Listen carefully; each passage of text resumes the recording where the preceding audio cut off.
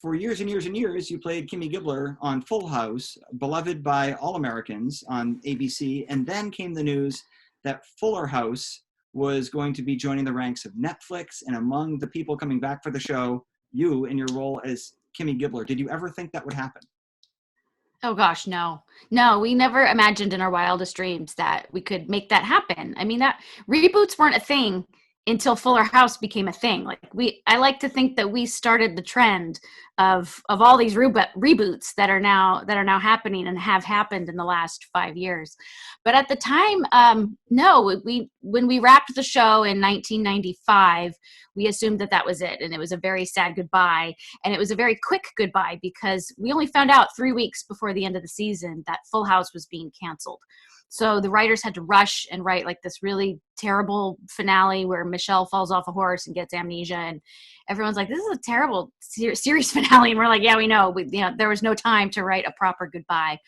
So when Jeff Franklin, our creator and executive producer, came up with the idea of Fuller House, along with John Stamos, we thought this would be awesome. Not only just to be able to work together again with people that we love so much, but also to really give the series a proper finish and a proper goodbye.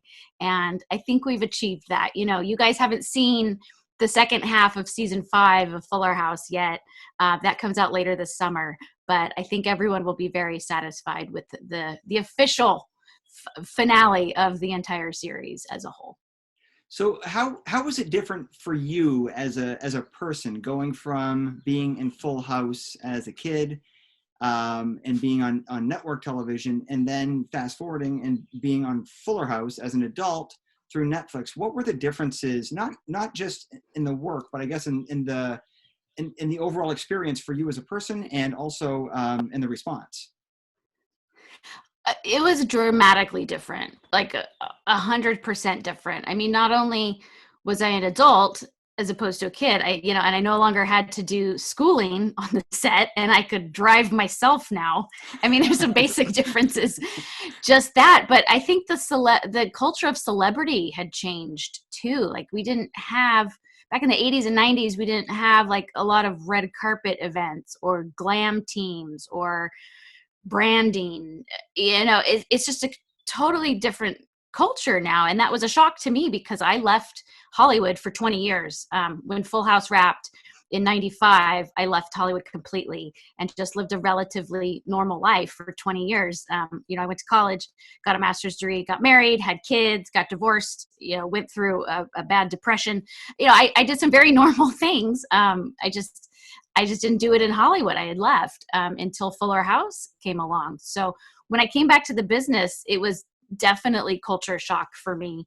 And I talk about that a lot in my book, Full Circle, just about how different it was. Like, Jodie Sweetin and Candace Cameron Bure had to kind of teach me the ropes about how to do publicity tours and why I needed to hire a stylist and why stylists charge so much for just like a single fitting. But all of the reasons why I needed those things, a publicist, a manager, a team, I'm just like, why do I need a team? This is so weird. Before my parents had just been my managers when I was a kid growing up in this business. So it was very, very different. But the one thing that hadn't changed was the fans and the rabid fan base, the loyal fans that we've had for 30 years. We knew, like the cast, we knew that the fans would come back and that they would come back in droves and still love the show just as much as they did in the 80s and 90s. And we had a hard time convincing networks of that. Like, the networks were like, why would people want to see a reboot? Like, why would people want to see this show? You've already done it. You did it for 8 years. Why would they want to see it again? And we were like, you have no idea. Like, we were talking to like the president of ABC and, the head of all these networks. We were just like, you have no idea the power of the Full House fan base. And we actually got passed over by a lot of networks until we met with Netflix.